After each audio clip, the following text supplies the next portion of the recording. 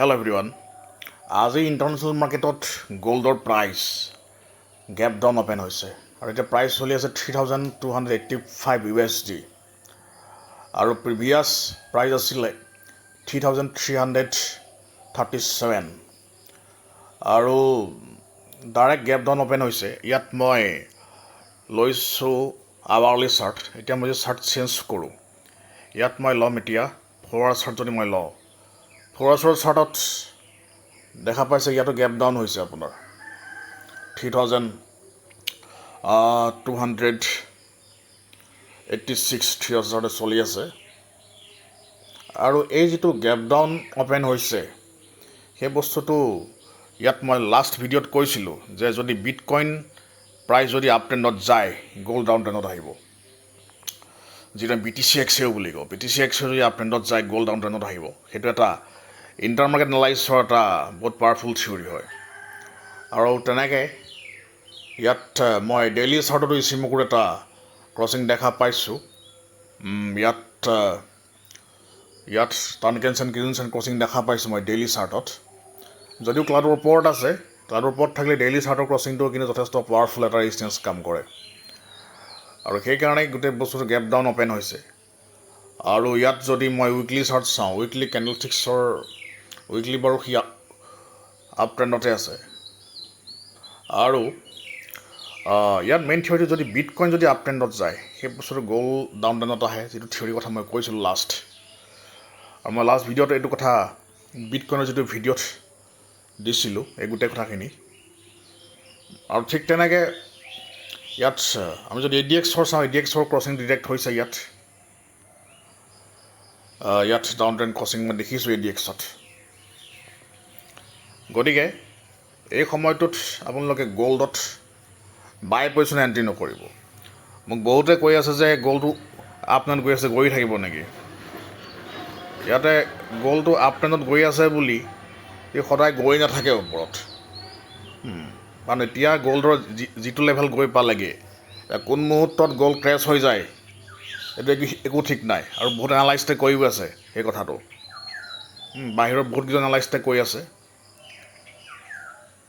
আৰু even Robert কিয়চাকিও কৈছিলে যে গ'ল্ডটো ক্ৰেছ হৈ যাব পাৰে।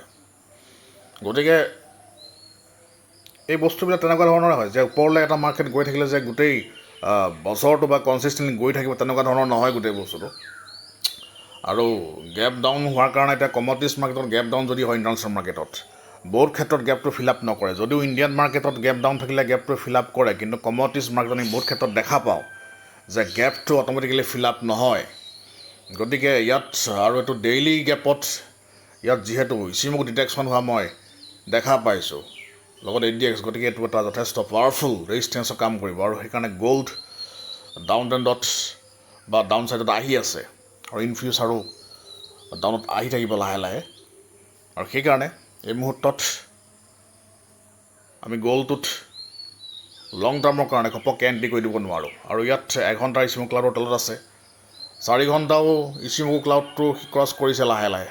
4 ঘণ্টাটো লাহে লাহে ক্ৰছ কৰা পৰিলক্ষিত হৈছে 4 ঘণ্টাত ইয়াত। গতিকে অলৰেডি 4 ঘণ্টাত ক্ৰছ কৰিছে। 4 ঘণ্টা ইচিমুক ক্লাউড ক্ৰছ কৰা মানে বহুত ডাঙৰ এটা ৰেজিষ্টেঞ্চৰ আগজাননী হয়। গতিকে এতিয়া এই মুহূৰ্তত আমি বাই কৰিব পাৰোঁ বিটকইন আপ ট্ৰেণ্ডত আছে। আপোনালোকে যিসকলে লং পজিশ্যনত এণ্ট্ৰি কৰে তেওঁলোকে বিটকইনত এণ্ট্ৰি কৰিব। আৰু শ্বৰ্ট পজিশ্যন ল'বলৈ গ'ল্ডটো চাব পাৰে টেকনিকেল ছিগনেল ছাপৰ্ট কৰি পেলাই। যেতিয়া যদি ছাপৰ্ট কৰে তেতিয়া এণ্ট্ৰি কৰিব পাৰে। আৰু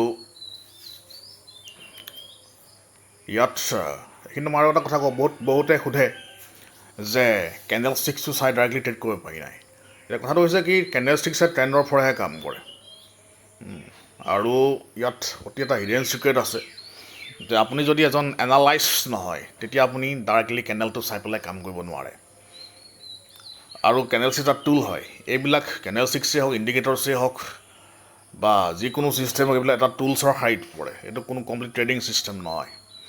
গতিকে কমপ্লিট ট্ৰেডিং ছিষ্টেম কোনো বেলেগ বস্তু। কমপ্লিট ট্ৰেডিং ছিষ্টেম তাত বহুত বস্তু সোমাই থাকে। গতিকে কেণ্ডেল ষ্টিক্স এটা টুল হয় আৰু যাতে অনলি কেণ্ডেলষ্টিকটো চাই ট্ৰেডিং কৰি প্ৰফিট কৰাৰ কথা মূলতো চিন্তা নকৰে। আজি মই এইখিনিয়ে ক'লোঁ। নেক্সট ভিডিঅ'ত আকৌ মই আহিম ইণ্ডিয়ান মাৰ্কেটত আমি কেনেকৈ ষ্টক চিলেকশ্যন কৰোঁ, কেনেকৈ মাল্টিবেগাৰ ষ্টকবিলাক আমি চিলেকশ্যন কৰোঁ, কেনেকৈ পেনী ষ্টক চিলেকশ্যন কৰোঁ, কি থিয়ৰিৰ ওপৰত বেছ কৰি পেলাই আজি 10 টকাৰ শ্বেয়াৰ এটা 1000 টকা হৈ যায়, এইবিলাক কথা মই লাহে লাহে এক্সপ্লেইন কৰিম। Thank you, have a great day.